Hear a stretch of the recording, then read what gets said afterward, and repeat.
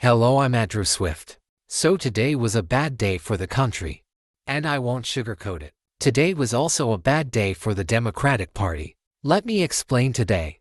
We took up that 6-month CR or consumer resolution, giving Donald Trump 6 more months to continue doing what he's doing, tearing down our agencies, firing federal workers, cutting Medicaid, closing Social Security office, devastating veterans, laying off veterans. We just gave him 6 more months to continue down that destructive path. We and the Congress gave up our authority, gave up our power to allow him to continue to do this, because we feared something worse if we refused. Now, I made it clear. I think that was the wrong judgment. I strongly oppose this CR, but nevertheless it passed.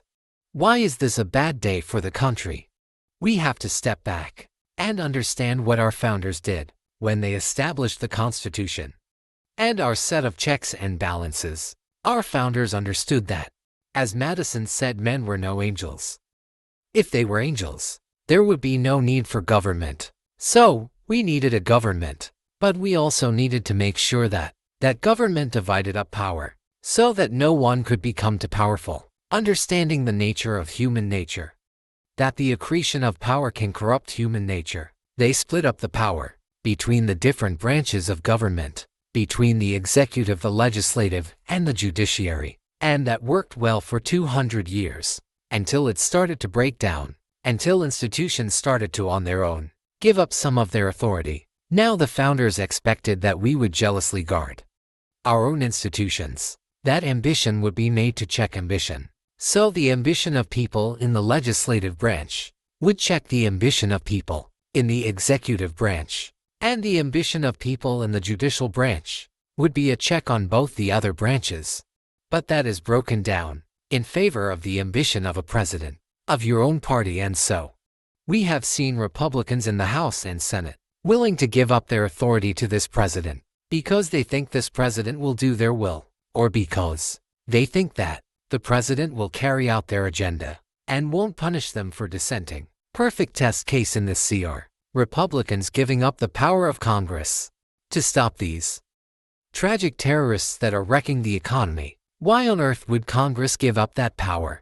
Because they don't want to have to vote on it themselves. Because they're afraid that if they do vote on it, and they affirm what Donald Trump is doing, they'll be punished by their voters. So they say, we would just rather not have that power anymore. We will give it to you, Donald Trump. That is a bad day for the United States.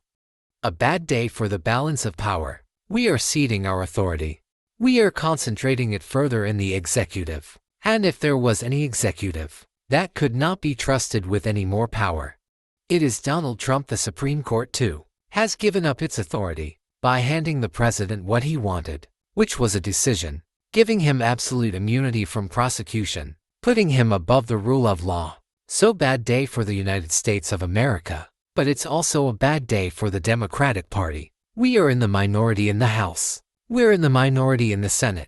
We don't control the White House. We certainly don't control the majority opinion on the Supreme Court. The only hope that we have, I'm standing up to this president, of pushing back against the destructive actions he's taking, is if we stay together in the House. Democrats stayed together. We did not stay together in the Senate. Now I understand. Many of my colleagues who voted the other way, that I did today, firmly hold the conviction that voting for it was the less of two evils.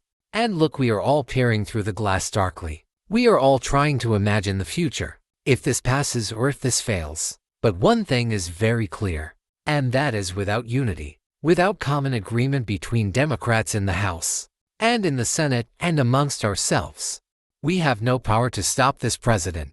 This must not happen again. But it will take more than Democratic unity in the Congress to stop this president from tearing up our country. It will require much more. Will require all of us. It will require that reporters, told not to write stories by their newspaper for fear of the president's reaction, speak publicly, risk firing or resignation, that subscribers make their views known. When a newspaper gives up its editorial independence, it will acquire customers to make their views known. When corporations cater to the president, it will require universities to stick together. When the president goes after one university, to understand that all universities are in the same boat. It will require reporters, when they are attacked, for not using the president's preferred language about absurdities like the Gulf of America, that reporters stick together and band together, not let them be picked apart by a president with no veneration, understanding or appreciation of the First Amendment. It will require all of us. It will require you in your personal capacity to speak out in your workplace, in your home with your neighbors. It will require all of us to defend our First Amendment rights, our right to choose who will govern us, and place limits on the power of those who do. It will require all of us. 92 years ago, on the 53rd day into a new chancellorship, the German parliament decided to give up its authority to the new chancellor, to allow the new chancellor to govern by decree. Today is the 53rd day of the Trump administration. Goodbye. See you in the next newsletter.